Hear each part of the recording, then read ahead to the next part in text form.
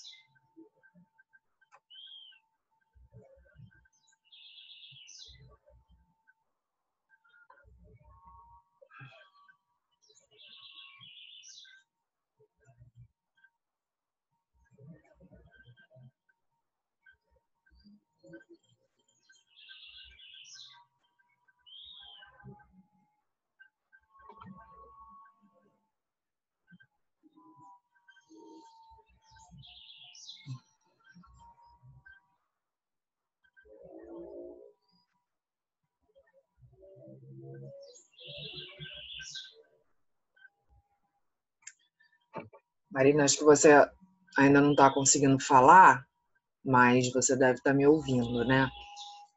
Eu vou só aguardar um minutinho, porque deve ter mais gente entrando já já, tá? Já compartilhei a tela aqui para a gente já adiantar. A gente agora está indo para o módulo 11, né? Então, terminamos lá o módulo 10, estamos indo para o módulo 11.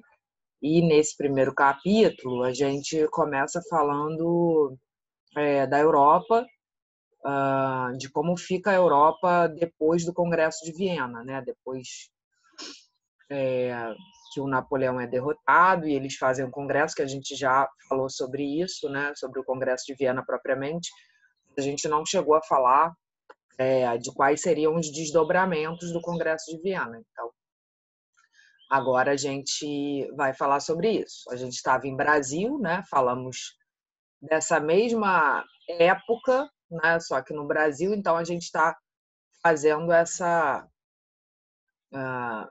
esse deslocamento, assim, a gente fala do Brasil e depois pensar conjuntamente, né? Na verdade, assim, como tudo está muito conectado, né? Tanto que acontecia aqui, como que acontece propriamente no continente europeu, pensando o Brasil também como uma parte do Império Português, né? Então,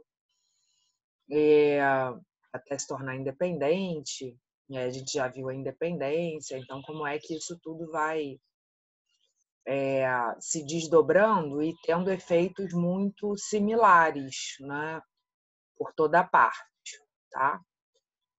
Então aí a gente agora volta para o continente europeu para falar um pouquinho sobre como fica, né, o que está acontecendo na Europa como um todo, aí entre 1815 e 1830, mais ou menos. Esse é o nosso mote de hoje. Tá?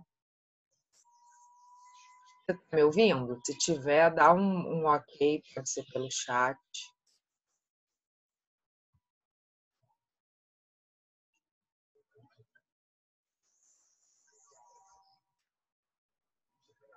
Ou ligando a câmera, fica à vontade. Porque para mim você aparece só conectando o áudio.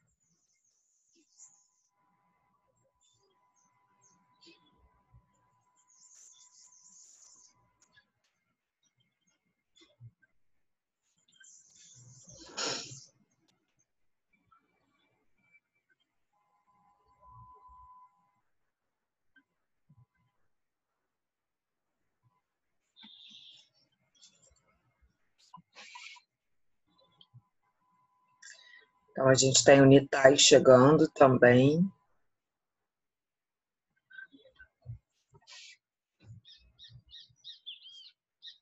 Bom dia, Nitai, tudo bem? Você me ouve? Bom dia, tô ouvindo sim. Que bom.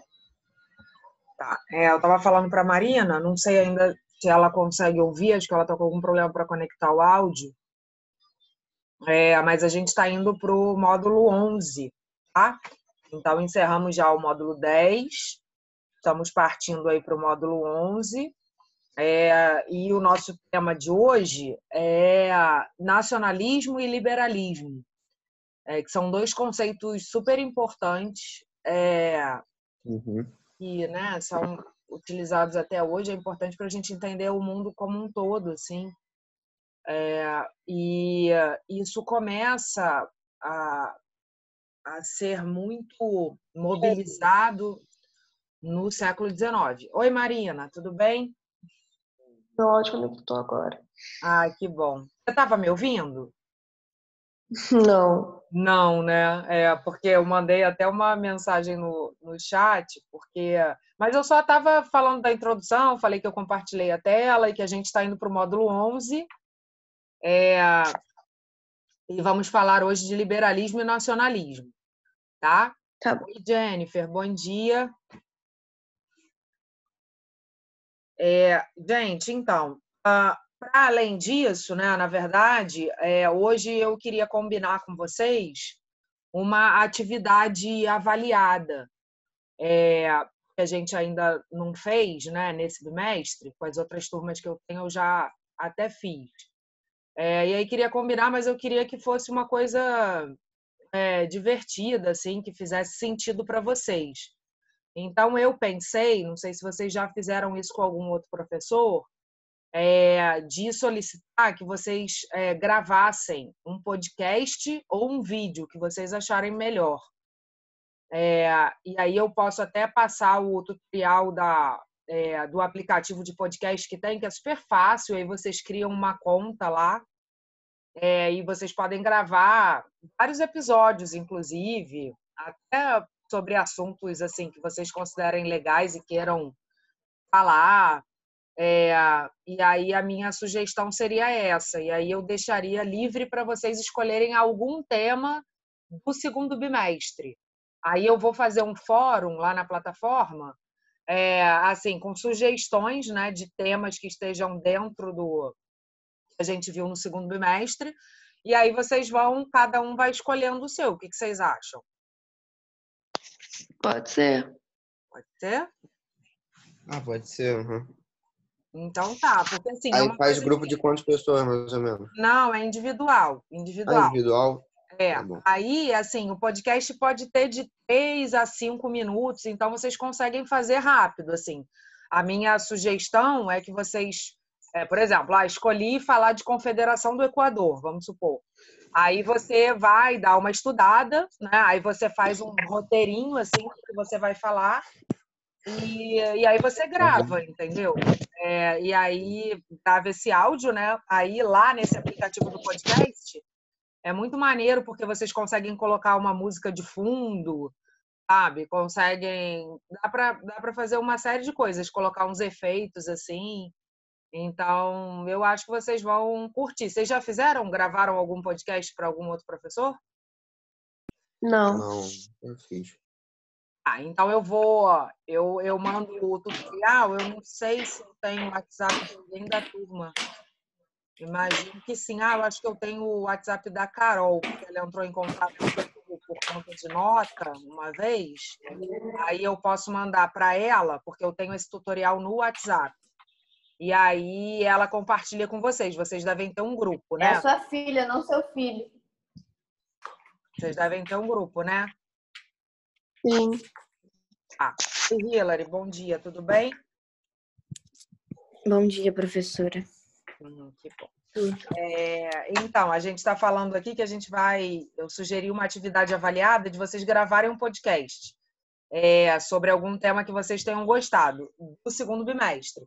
E aí tem vários, né? Tem Confederação do Equador, tem Ressurreição Pernambucana, tem o Dia do Fico. Aí eu vou listar esses temas e aí vocês escolhem. Eu vou criar um tópico novo hoje lá no fórum, falando assim, atividade avaliada podcast.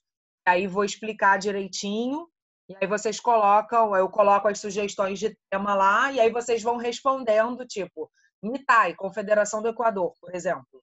Né? Aí você já pega esse tema para você, e aí vai ficando registrado qual é o tema de cada um. E eu mando o tutorial de como gravar o podcast, como baixar o aplicativo. Vocês podem baixar o aplicativo no computador, ou no celular mesmo, ou no tablet, enfim, onde vocês quiserem. E é muito legal, assim, porque aí vocês conseguem criar um perfil de vocês e aí vocês podem fazer vários episódios. A gente, se der certo essa nossa tentativa, a gente pode até depois fazer mais no próximo bimestre, enfim. E eu acho que é uma maneira legal de vocês estudarem e conseguirem externar o que vocês aprenderam. Pode ser, então? Pode. Beleza. E aí eu ouço a voz de vocês, mato as saudades um pouquinho. Bom, e aí depois vocês vão postar o podcast que vocês gravaram, porque esse podcast gera um link. Aí é só postar o link lá no próprio fórum da atividade, entendeu? Então fica super fácil.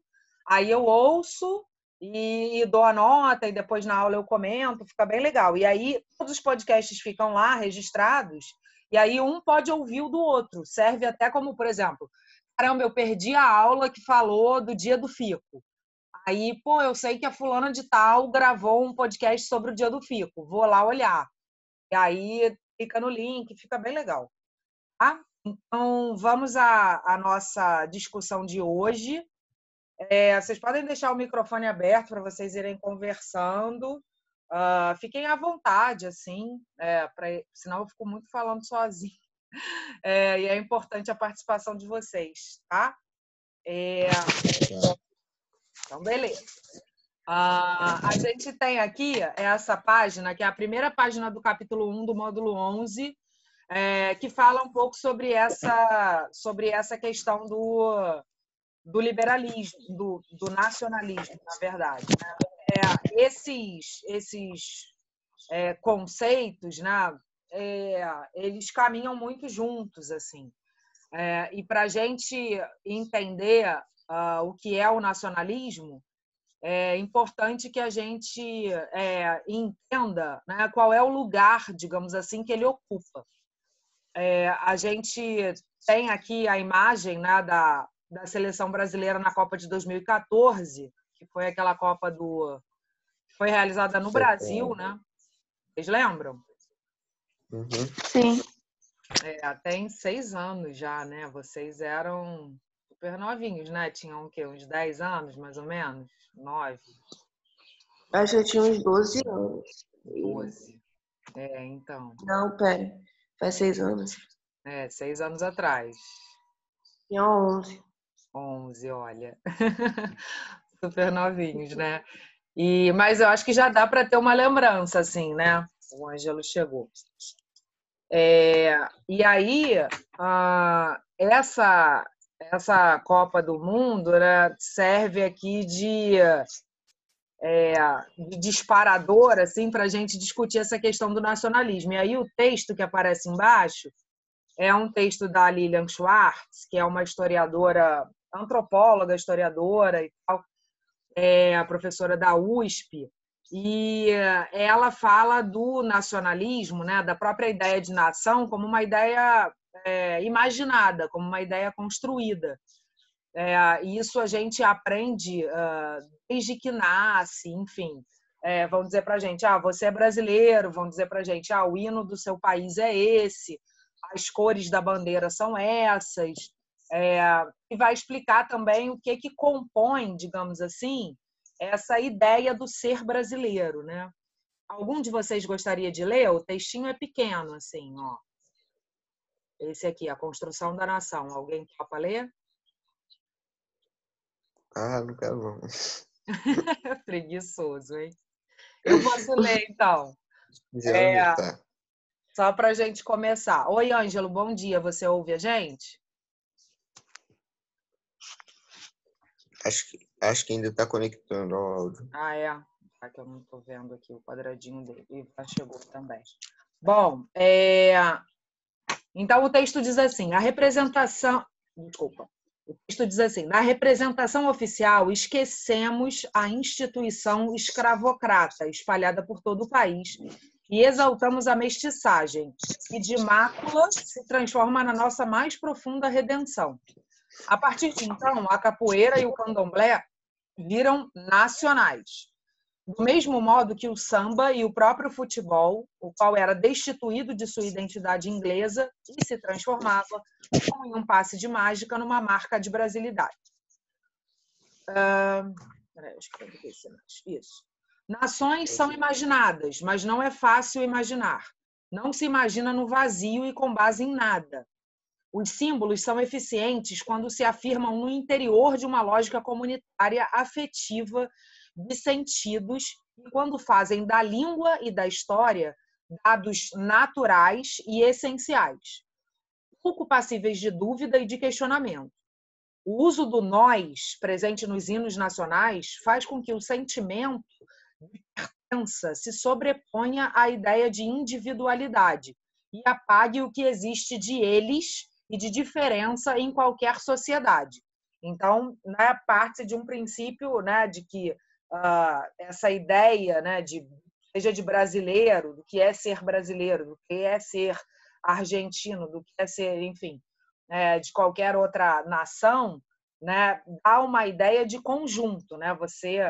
A intenção do nacionalismo é fazer parecer que todos estão juntos, né, no mesmo propósito, que todos têm algo com o que se identificar, apesar das diferenças que a gente sabe que existem, né? Só a gente pensar no Brasil mesmo, um país desse tamanho, tem muitas diferenças de região para região, né? Diferença de todas as ordens, né? Então, mas quando chega num momento desse, como a Copa do Mundo, por exemplo, de 2014, todo mundo está torcendo para o mesmo objetivo, todo mundo veste lá a mesma camisa, seja o cara lá do Rio Grande do Sul, o cara do Amazonas, do Rio de Janeiro, de São Paulo, do Mato Grosso.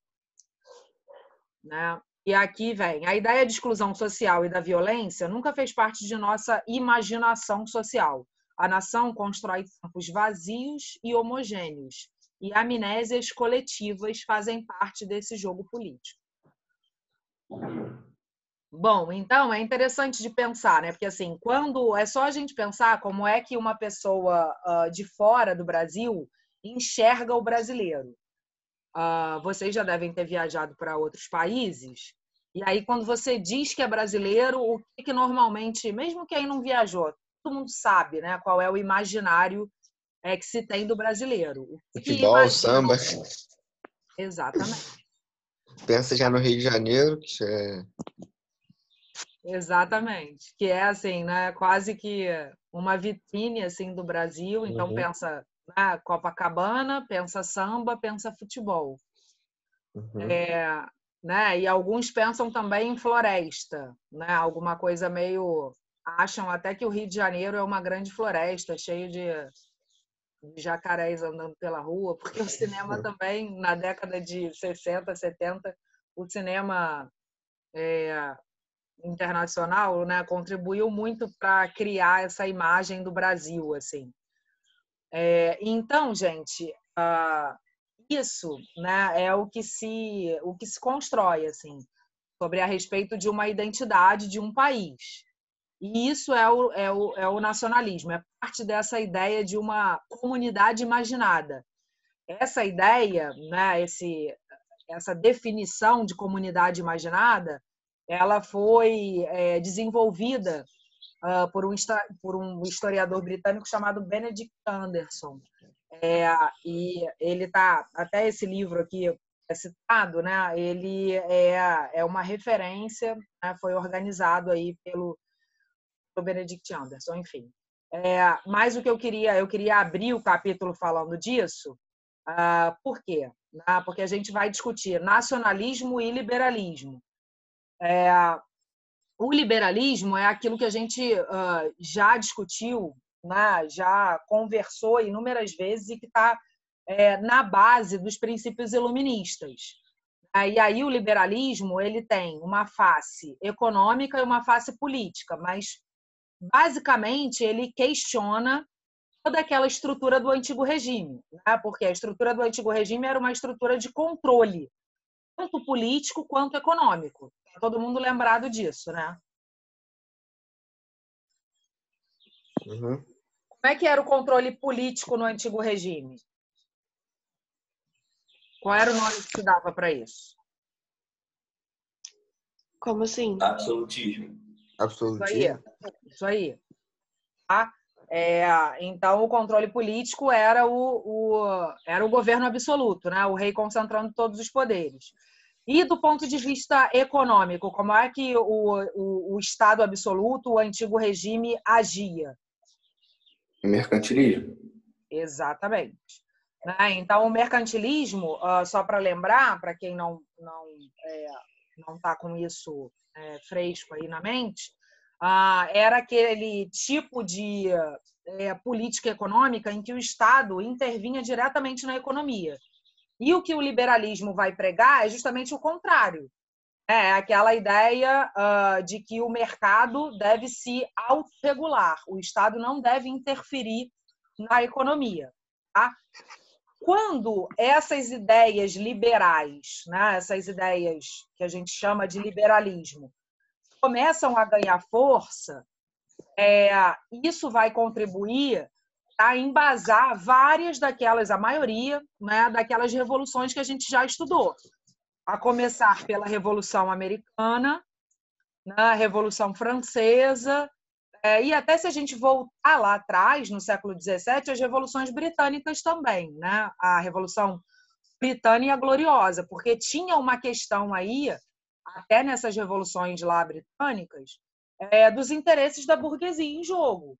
Vocês lembram disso? Era uma questão de, assim, frear o poder do rei, conseguir levar os interesses da burguesia para dentro do parlamento.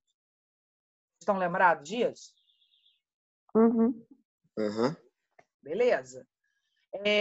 Então, o liberalismo é, assim, digamos, a expressão dos interesses burgueses na economia e na política.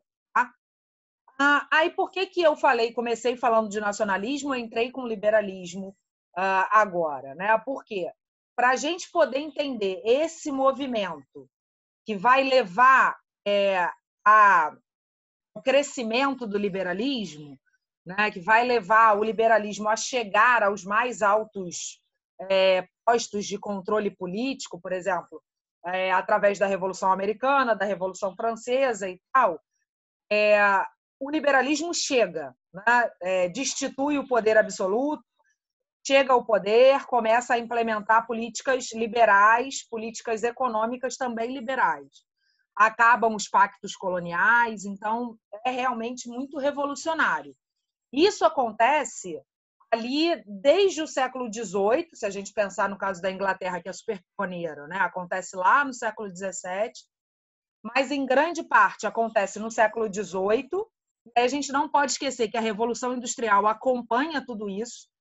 Então, a Revolução Industrial acaba contribuindo de maneira muito decisiva para que o liberalismo ganhe cada vez mais força. E aí é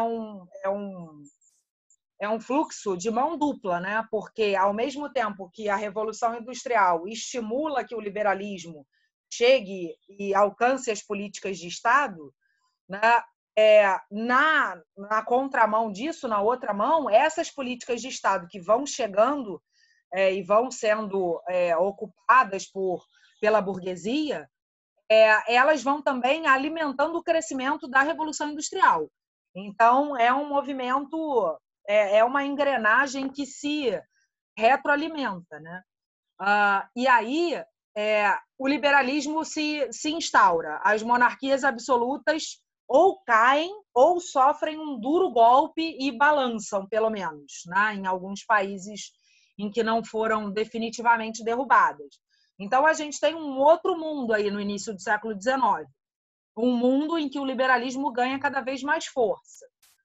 e os burgueses estão chegando ao poder.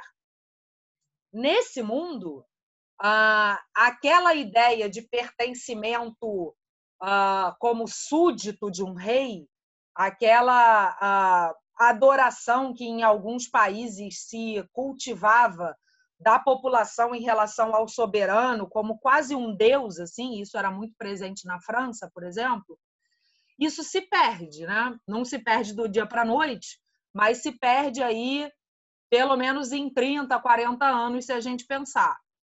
E aí as pessoas começam a ficar, digamos, meio carentes de uma referência, de uma ideia de pertencimento. Se eu não sou mais súdito do rei, o que eu sou, então? E aí começa a se construir essa ideia de nação, né? Essa ideia de um pertencimento nacional. E aí a França é um exemplo muito poderoso disso, assim, porque a França derruba o absolutismo, a gente sabe bem, depois tem a figura do Napoleão, e aí qual é a noção de pertencimento que se cria? É justamente essa noção de que eu sou francês, eu sou um cidadão francês, e aí vem a ideia, e aí o Michelet, que é um escritor francês aí do século XIX, um romântico, porque o romantismo ajuda muito também nessa criação desse imaginário nacional, o Michelet vai escrever uma obra, né, que vai se chamar Le Peuple, que é justamente isso, o povo, né? Pensar no povo como uma unidade. Então, não são mais vários povos que estão sob um mesmo rei.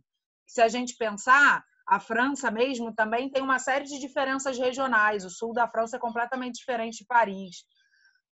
E aí se cria essa ideia do povo, né? Então, assim, é uma ideia que sobrepõe as diferenças. E aí você cria essa ideia da nação.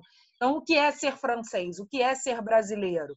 E aí começam a se pegar essas referências. Então, os hinos nacionais são dessa época, as bandeiras são dessa época, e o nacionalismo vai justamente andar coladinho com o liberalismo por causa disso. Tá? Deu Aham. para pegar? Sim, sim. Tá. Então, aqui a gente tem, eu consegui abrir. Para quem chegou depois, a gente está no módulo 11, a gente está falando de liberalismo e nacionalismo, tá? Aqui eu consegui pegar um resumo em telas. Peraí, deixa eu subir aqui. Só um instante.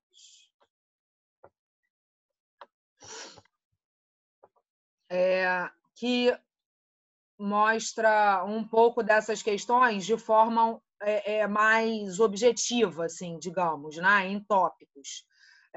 Então, eu já fiz esse panorama mais geral, e aí a primeira tela que aparece aqui, que corresponde justamente ao que tem logo na segunda página do livro de vocês, no módulo 11, a primeira página é aquela imagem lá da seleção brasileira e essa discussão que a gente fez, né, sobre uma comunidade imaginada. E aí, na segunda página, fala mais objetivamente sobre como o liberalismo e o nacionalismo vão se comportar, digamos assim, né, no século XIX ali. O marco de início dessa discussão, nesse módulo 11, é o Congresso de Viena. Lembrando, né, o Congresso de Viena, e aqui ele está descrito, é aquela reunião que se realiza em Viena, capital da Áustria, para discutir, né, e para pensar como é que o continente europeu se reestruturaria depois do Napoleão. Lembrando que o Napoleão foi derrotado em 1815, lembrando do expansionismo do Napoleão, né, da ideia do Napoleão de levar para os outros países os ideais revolucionários franceses. Ele queria impor isso aos outros países, o que né, a gente já discutiu isso, era uma espécie de contradição, porque se eram ideais de liberdade, de igualdade, como é que você vai impor isso a alguém, né? Mas tudo bem.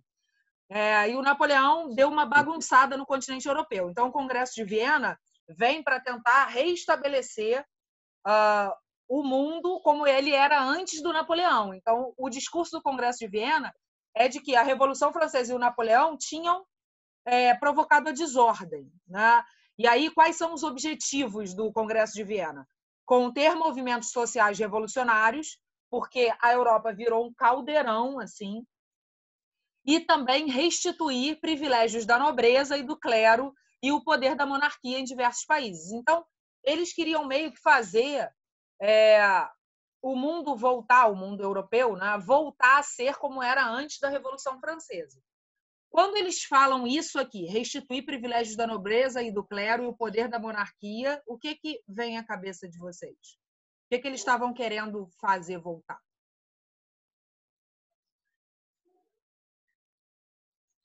O absolutismo. Sim, o absolutismo. E o que mais?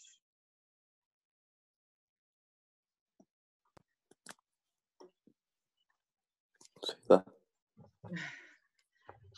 A questão dos privilégios da nobreza e do clero, né, tinha a ver com os impostos que os sustentavam, enfim.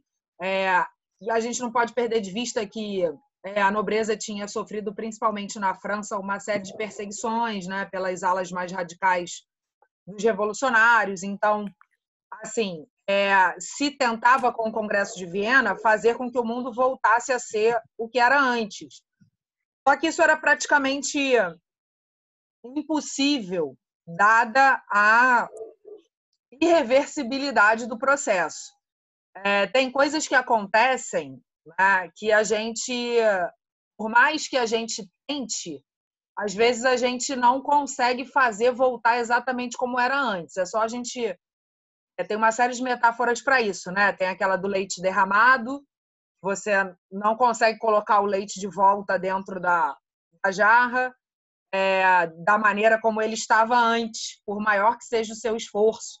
Por mais que você recolha com maior esforço, ele não vai voltar na mesma quantidade, não vai voltar com as mesmas características. Tem também a metáfora do copo de cristal que se quebra, e por mais que você tente colar ali, ele nunca mais vai voltar a ser como era antes. Então, é um pouco isso, né? A Europa não voltaria mais a ser o que era antes, o que tinha sido antes da Revolução Francesa. Tá? Então, aqui fala assim, apesar dos esforços em restaurar na Europa a ordem anterior à Revolução Francesa, determinadas transformações econômicas, políticas e sociais se mostraram irreversíveis. Tá? Então, o que era irreversível, principalmente?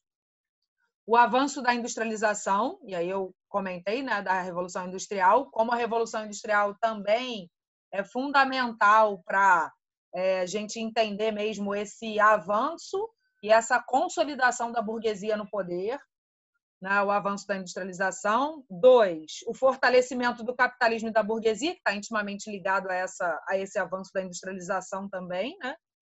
E o crescimento da classe trabalhadora. Aqui, nesse terceiro item, a gente tem um ponto importante que a gente vai discutir principalmente na próxima aula, tá?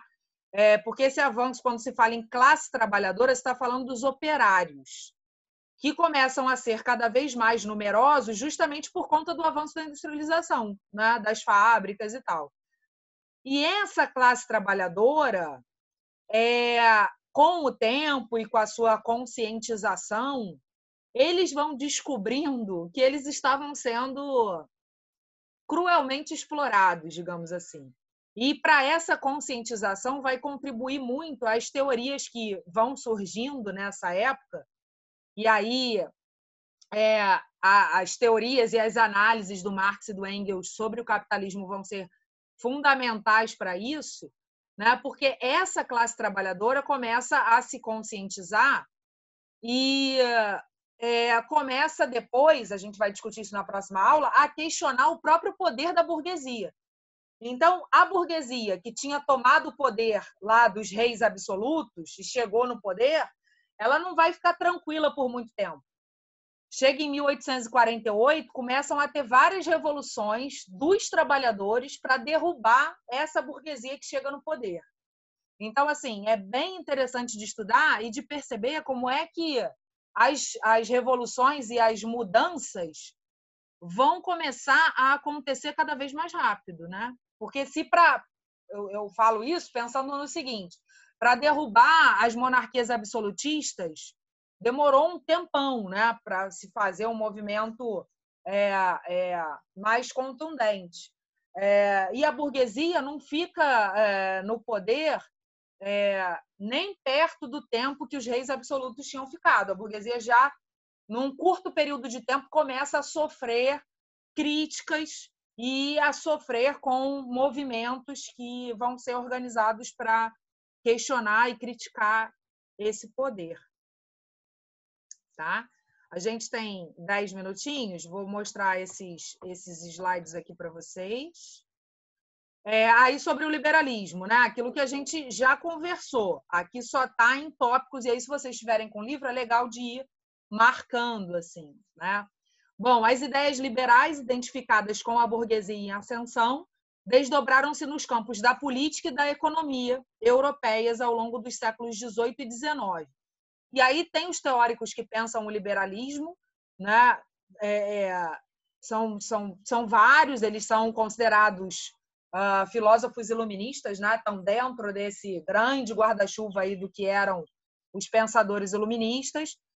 E a gente tem, por exemplo, John Locke, Adam Smith, uma série de pensadores que estão discutindo, e aí por diversos vieses, às vezes discordando em alguns pontos, mas que, no geral, vão defender essa ideia do livre mercado. Tá? Então, as ideias liberais no campo econômico: liberdade na prática das atividades produtivas e comerciais, sem a interferência do Estado, né? Aquilo que a gente falou, o oposto da ideia de mercantilismo, como o Ângelo lembrou. E no campo político, dois objetivos, digamos assim: laicização do Estado. Vocês lembram o que é a laicização? O que significa? Sim. O que é? Não relacionar o Estado com religião. Isso. Não relacionar o Estado com a religião, que nessa época era, por religião, o continente europeu entende Igreja Católica, né? Então, assim, a laicização do Estado significa a separação do Estado da interferência do poder da Igreja, tá? E a instituição de monarquias constitucionais ou de repúblicas como formas de governo. Então, assim, pensando mesmo em derrubar aquela ideia de um rei que concentra o poder. Monarquias constitucionais são aquelas em que o rei precisa obedecer a uma constituição, e república é o modelo político em que você tem uma participação popular significativa, né? Em que o poder é distribuído em várias instâncias. Então, é algo que avança ainda mais se a gente pensar em relação à monarquia constitucional. Pra vocês terem uma ideia, os republicanos eram acusados de serem muito radicais. Assim. Isso até no Brasil, lá do Dom Pedro I, a ideia de republicano era praticamente um xingamento assim, para aqueles que eram considerados muito radicais. Bom, e aqui, onda revolucionária na Europa do século XIX. Porque, assim, a gente falou do Congresso de Viena, que o Congresso de Viena, apesar, né, ali de todas as conquistas do liberalismo, das revoluções burguesas e tal, o Congresso de Viena tenta fazer com que a Europa, os países europeus, voltassem a ser como eram antes da Revolução. Então, tenta restabelecer o absolutismo, tenta restabelecer os privilégios da nobreza e do clero, só que, como eu disse, leite derramado, não dava mais para voltar a ser como era antes. Mas eles conseguem articular alguma coisa e conseguem colocar, digamos assim, um pouco do leite dentro da jarra de novo.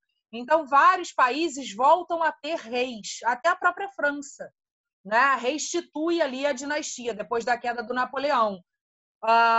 Só que, assim, o cara não tem mais condições de ser absoluto como ele era antes, né, da Revolução Francesa.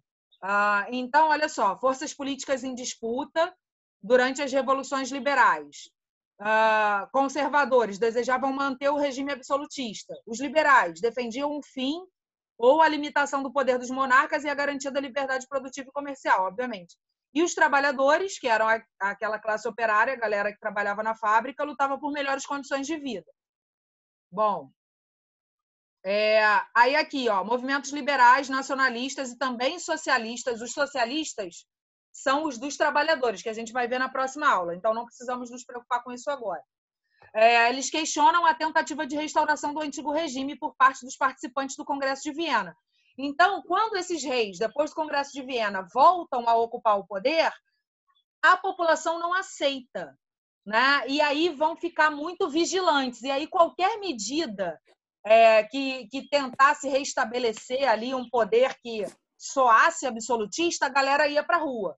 Então, em 1830, 1820, já tem início uma onda de revoluções, e aí aquela Revolução Liberal do Porto, que vai fazer muita diferença para a história do Brasil, né? Que a gente já estudou, é uma revolução liberal justamente dessa década de 1820. Ela começa em 1820, no caso.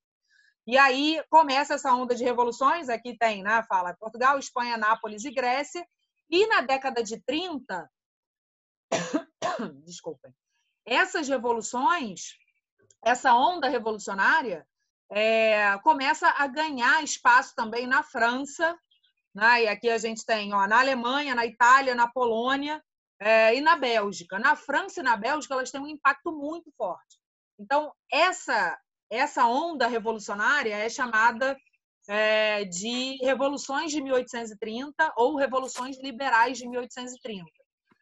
Na Bélgica, ela faz com que a Bélgica se torne independente da Holanda. A Bélgica ali era né, parte ali, pertencia ao governo holandês.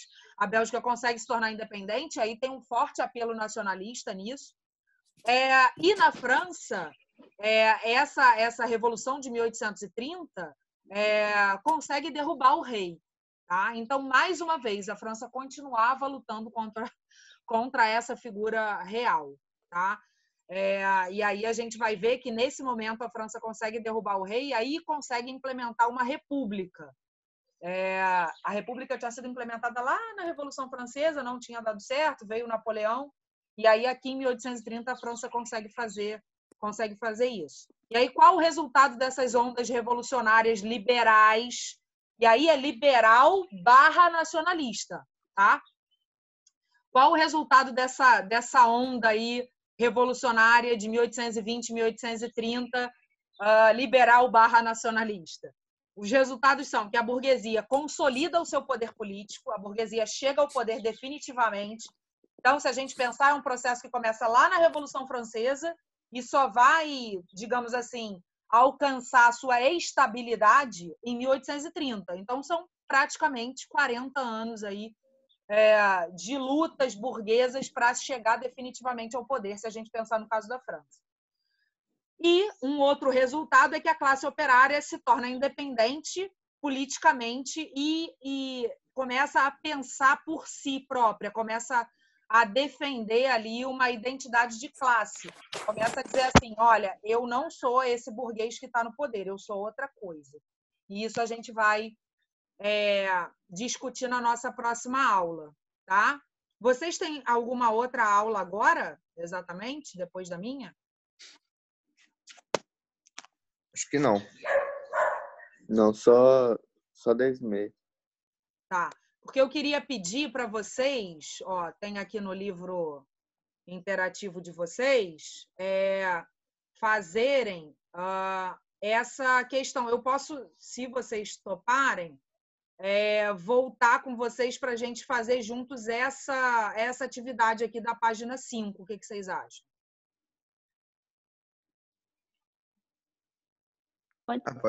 Pode ser. A gente está com menos de 1 minuto, a gente volta no mesmo link, então, para a gente finalizar e fazer essa atividade. Dá para fazer no mesmo link? Hã? No mesmo link? Dá para fazer voltar no no mesmo link, tá? Ah, tá. Não vou ficar mais 40 minutos, não, até porque eu tenho outra aula às 10, né? Mas a gente volta aqui no mesmo link, então, e faz essa atividade aqui, coisa de 10, 15 minutos. Beleza? Tá bom. Tá. Então, vamos esperar acabar, tá? Para voltar no mesmo link. Só confirmando. Tá. Quem tá aí? Marina, Nitai, Hilary, Jennifer,